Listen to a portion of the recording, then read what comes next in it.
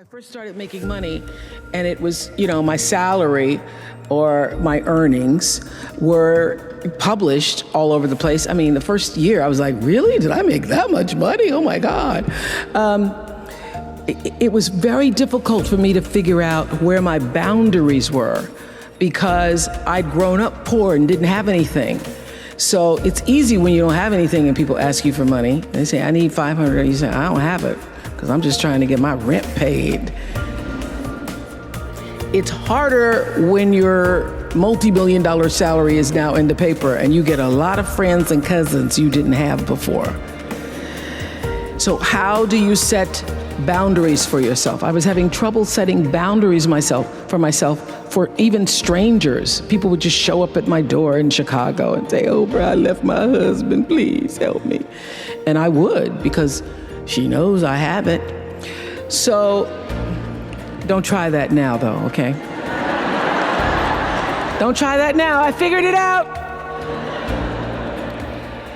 So what I learned is that the reason why people keep showing up is because my intention is to make them think that I'm such a nice person that you can ask me for anything, you can get me to do anything, I'm gonna say yes, I'm gonna say yes. So when Stevie called me this time, I thought I'd try out my first no on Stevie. Let's start big. He wanted me to donate some money to a charity, and I didn't want to donate to the charity because I have my own charities and I care about a lot of people, but the problem is when you have money, everybody thinks you just want to give to everything. So every letter I ever get starts with, we know you love the children. Yes, I do love the children, but somebody else is going to have to help the children. So I said to Stevie, no. And as a person who has that disease to please, I was waiting for him then to say, I will never speak to you again. I will never call you. I will never sing a song for you. And he didn't. He just said, okay. Okay? Okay, it's okay? He said, okay, check you later. And what I learned from that is, many times you will have angst and worry about things and put yourself in a state, like someone said this morning because their phone went off, they were mortified over a phone, I said, really? You will put yourself in a state when the other person really isn't even thinking about you. You got this, man. So learning that I could specifically determine for myself what the boundaries were for me. What I wanted to do, give my money, give my time, give of my service to who I wanted to give it to when I did, that I get to make that decision. And just because you get 100 requests a week doesn't mean you have to try to fulfill all of that. Just because you have all of these demands on your time and on you doesn't mean that you have to say yes. You get to decide because you're the master of your fate. The captain of your soul, as William Ernest Henley said in Invictus. And understanding that really changed the meaning of my life in that I was no longer driven by what other people wanted me to do, but took charge of my own destiny, making choices based upon what do I feel is the next right move for me. Quincy Jones had, I would not even say an important role, I would say the role in my acting career. Quincy Jones discovered me.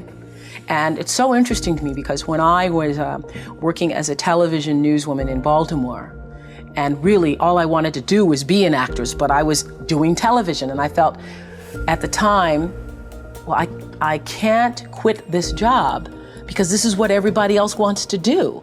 And if I quit this job, what am I going to do? And I was going to a speech coach at the time that the station had sent me to. The broadcasting school, they sent everybody to the same woman. And I was telling her, I really don't want to do this. What I really want to do is act. And she says, my dear, you don't want to act. Because if you wanted to act, you'd be doing it. What you want to be, my dear, is a star. Because if you wanted to act, you'd be waiting tables in New York. And I thought, now why am I going to wait tables if I'm already working in TV? So I said, well, what I think is going to happen is I will be discovered. because I wanted so badly, somebody's going to have to discover me. And she said, you just dream. You dream, you're a dreamer. So when it happened, I called her up. I said, you will not believe this. I got discovered.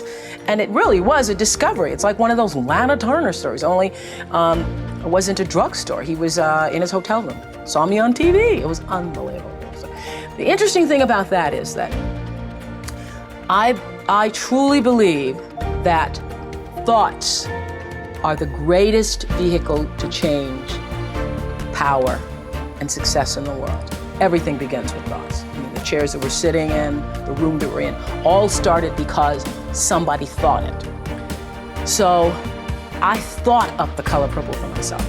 I know this is going to sound strange to you. I read the book.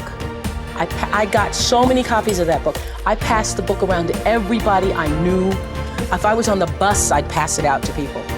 And when I heard that there was going to be a movie, I started talking it up for myself. I didn't know Quincy Jones or Steven Spielberg or how on earth I would get in this movie. I've never acted in my life, but I felt it so intensely that I had to be a part of that movie. I really do believe I created it for myself. I wanted it more than anything in the world and would have done anything to do it. Anything to do it.